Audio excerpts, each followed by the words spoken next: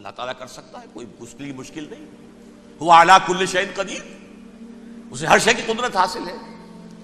لیکن اصل بات جو ہے میں آپ کو بتانا چاہتا ہوں، یہ ہے سائیڈ ایشو. اصل ایشو ہے فلسطین کا جو شروع ہونے والا ہے.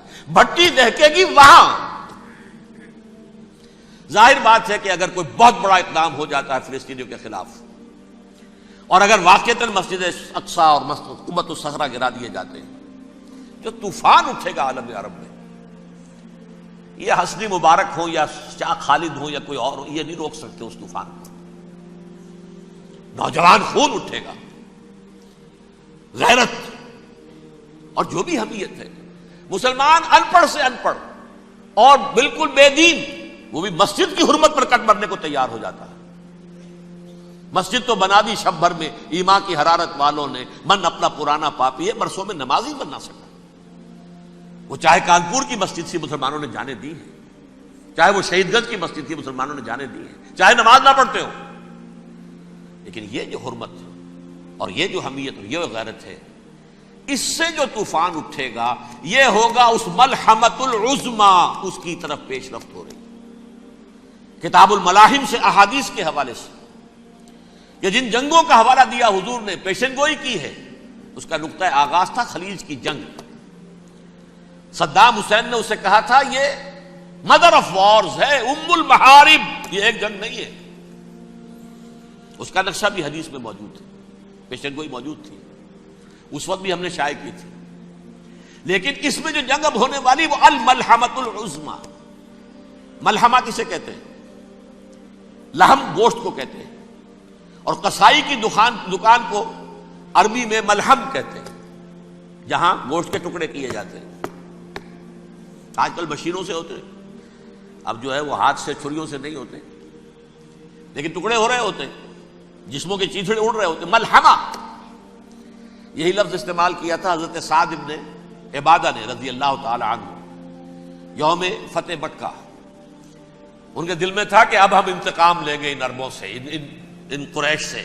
الیوم یوم الملحمہ، الیوم یوم الملحمہ، یہ کہتے ہوئے جا رہے تھے. ایک خاص کیفیت، آج ہے گوشت کے ٹکڑے اڑانے کا دن. حضور سے کہا کسی نے جا کر کے ساتھ تو یہ کہہ رہے ہیں الیوم یوم الملحمہ، الیوم یوم الملحمہ. حضور نے فرمایا نہیں، ان سے کہو جا کر الیوم یوم المرحمہ، الیوم یوم المرحمہ، آج رحمت کا دن ہے، آج تو میں ان سب کو معاف کروں گا. لا تثریب علیکم اليوم، میں تم سے وہی بات کہہ رہا ہوں جو میرے بھائی یوسف نے کہی تھی اپنے بھائیوں سے، اذهبوا فانتم الطلقاء، جاؤ تم سب کے سب آزاد.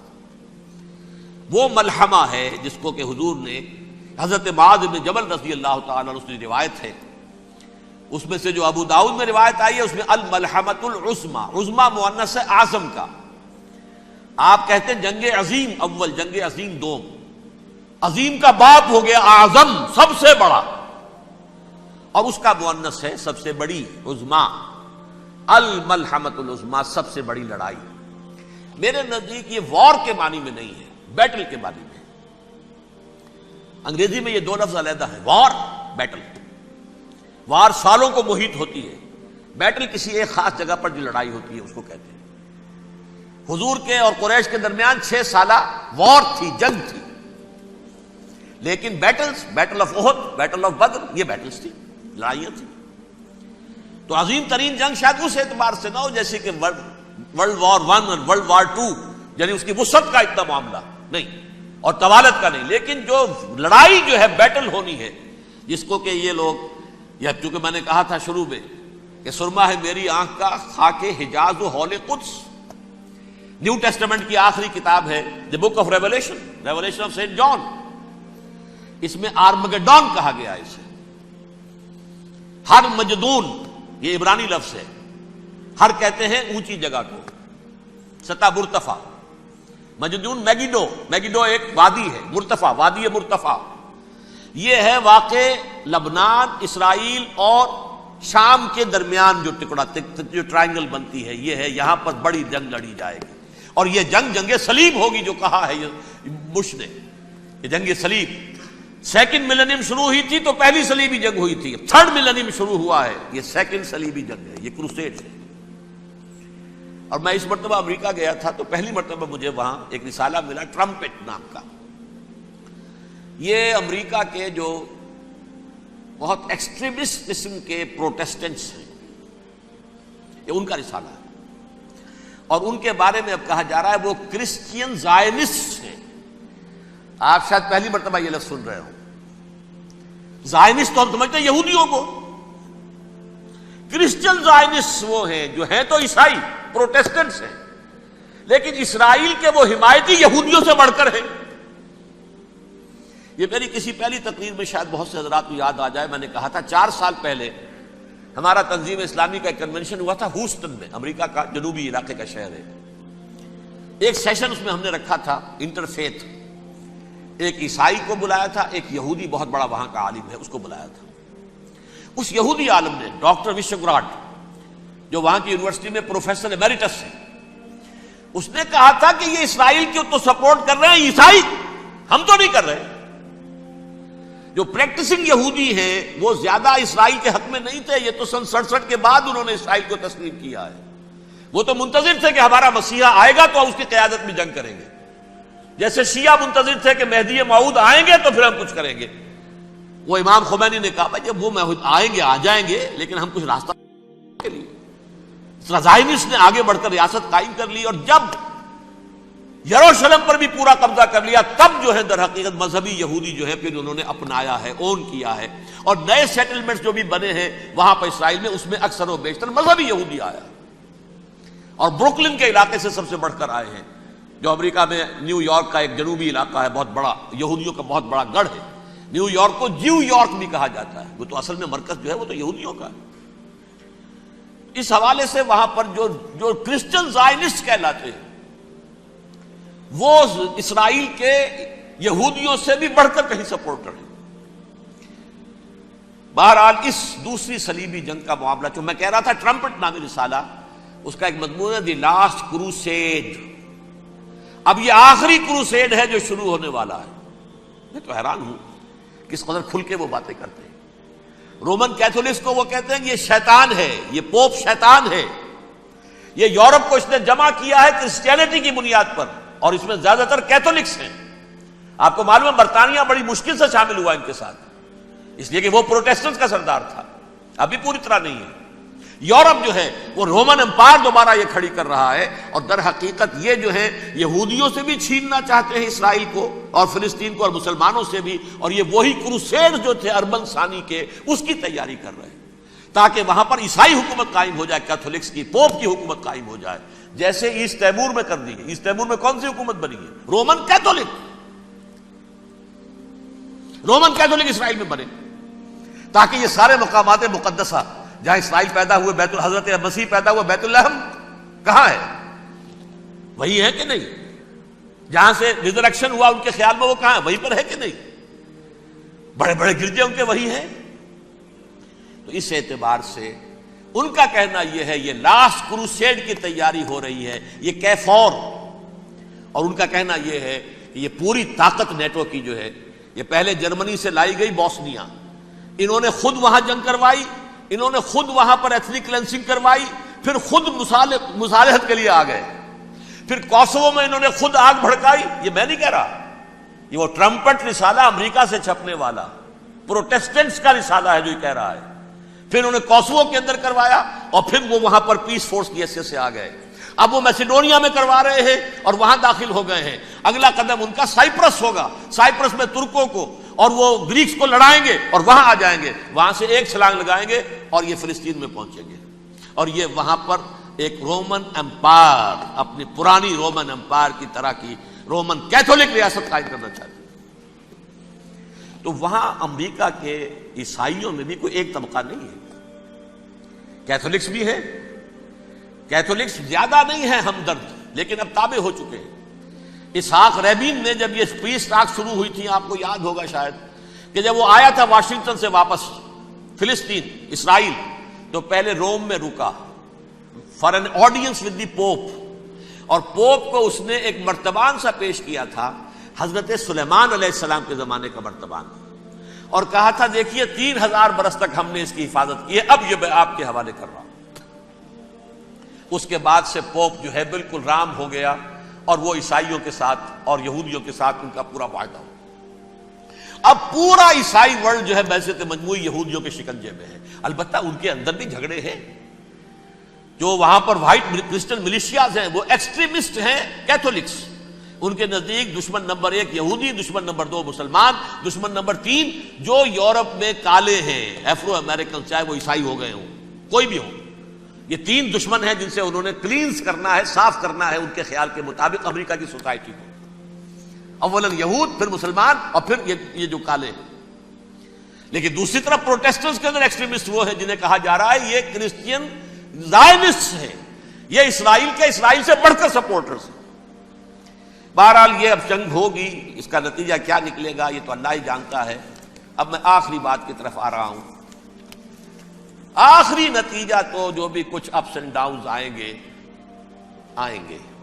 تلک الایام نداولھا بین الناس. آخری نتیجہ ڈراپ سین وہ یہ ہوگا کہ اللہ کے دین کا بول بالا ہوگا اور پوری دنیا پر محمد کے لائے ہوئے دین صلی اللہ علیہ وسلم کی حکومت قائم ہوگی. وہ گویا قیامت کی تمہید ہوگی، اس کے بعد بس قیامت آئے گی. کیونکہ مقصد کائنات، تخلیق کائنات پورا ہو جائے گا. پوری مخلوقات کے اندر مقصد تخلیق، کلائمیکس آف کریشن محمد الرسول اللہ صلی اللہ علیہ وسلم. دین کی تکمیل محمد الرسول اللہ صلی اللہ علیہ وسلم. اور اس خلافت عرضی کے لیے جو حضرت آدم کو خلافت دی گئی تھی، جب اس میں وہ خلافت پوری دنیا پر قائم ہو جائے گی اس کا مقصد پورا ہو جائے گا. And that will be the beginning of the end. اس کے بعد قیامت ہے. آخری نتیجہ تو یہ نکلنا ہے. اس سے پہلے سزائیں ہمیں بھی مل رہی ہیں. اور یہاں میں کانٹے کی بات جو چھوڑ گیا تھا اس کو بیان کر دوں. اللہ نے اس مغضوب علیہم قوم کو، اس ملعون قوم کو کیوں اب تک چھوٹ دیے رکھی؟ میں بتا چکا ہوں یہ بڑے عذاب کے مستحق ہو چکے تھے حضرت عیسیٰ علیہ السلام کے زمانے میں. چھوٹ دی ہے، ابھی تک ہے. بلکہ ایک مرتبہ ابھارا ہے. 1900 برس کے بعد ابھرے ہیں یہ. بالفور ڈیکلریشن 1917، سن 70 عیسوی کے بعد، تقریباً 1900 برس، 1850 برس تو ہے ہی کم سے کم. پھر creation of Israel 1948، 1967 extension of Israel, یروشلم پر قبضہ. یہ سارا جو ہے کیوں ہے؟ اللہ تعالیٰ اس خیر امت محمد صلی اللہ علیہ وسلم، اس کے بہترین حصے کو سزا ان ملعونوں کے ہاتھوں دے رہا ہے. کیوں؟ جو جرم انہوں نے کیا تھا وہی ہم نے کیا. انہوں نے اللہ کی کتاب کو پیٹھ کے پیچھے پھینکا. نبذ فریق من الذین اوتوا الکتاب کتاب اللہ وراء ظہورہم.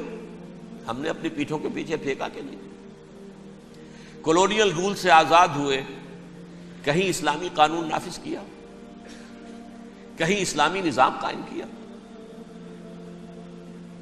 تو جو جرم ان کا تھا وہی ہمارا ہے. اور ہم خیر امت ہیں، اور ہمارے میں سے خیر ترین عرب ہیں. ان پر اللہ کا فضل، ان کی مادری زبان میں اللہ کی کتاب موجود ہے. پھر انہوں نے اللہ کے دین کو پیٹھ دکھائی. جو ملک آزاد ہوا کولونیل رول سے، یا اس نے قبلہ کر لیا اپنا ماسکو کی طرف یا کر لیا واشنگٹن کی طرف. کسی نے مکے کو قبلہ بنایا. یہ بدترین سزا ہے. ویل للعرب من شر قد اقترب. اور ترمذی شریف میں تو یہاں تک روایت ہے، من اقتراب الساعۃ ہلاک العرب. قیامت کے قرب کی ایک نشانی یہ بھی ہوگی کہ عرب ہلاک ہو جائے. ایک حدیث میں الفاظ آتے ہیں کہ حضور نے جب کہا یہ ہوگا یہ ہوگا یہ ہوگا، یہ بربادی آئے گی، تو کسی زوجہ محترمہ نام میں بھول رہا ہوں، انہوں نے پوچھا کہ عرب اس دن کہاں ہوں گے؟ فرمایا العرب یومئذ قلیل، بہت کم. آخری خاتمہ ہونا ہے یہود کا حضرت مسیح علیہ السلام کے ہاتھوں. وہ عذاب جو 2000 برس تک ان سے ٹلا رہا وہ آئے گا اور ان کے رسول ہی کے ہاتھوں آئے گا. لیکن اس سے پہلے مسلمانوں پر یہ عذاب آ رہا ہے، ہولوکاسٹ کے درجے کا عذاب آ رہا ہے.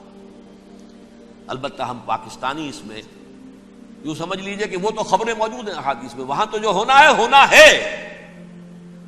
اتنے انسان مریں گے کہ ایک پرندہ جو ہے اڑتا چلا جائے گا، وہ نہیں چاہے گا کہ نیچے اترے تو کسی لاش پر اترے، اسے جگہ نہیں ملے گی زمین خالی کر کہیں اتر سکے، تھک ہار کر گرے گا، مرے گا تو بھی لاش کے اوپر گرے گا. یہ الفاظ ہیں حضور کے صلی اللہ علیہ وسلم. الملحمۃ العظمی الملحمۃ الکبریٰ، یہ لاسٹ کروسیڈ. ٹرمپٹ اخبار نے، میں اس کا فوٹو اسٹیٹ بھی کبھی آپ کو دکھا دوں، ویسے میرے ساتھ ہے وہ رسالہ ٹرمپٹ. دی لاسٹ کروسیڈ، اس کی تیاری ہو رہی ہے. وہ الملحمۃ العظمی اور ملحمۃ الکبریٰ جو ہے وہ آنے والی ہے. ابن ماجہ میں کبریٰ کہا ہے، اکبر کا مؤنث کبریٰ. ملحمہ کبریٰ سب سے بڑی جنگ اور ملحمہ عظمی سب سے عظیم جنگ، یہ ہوگی اور بہت جلد.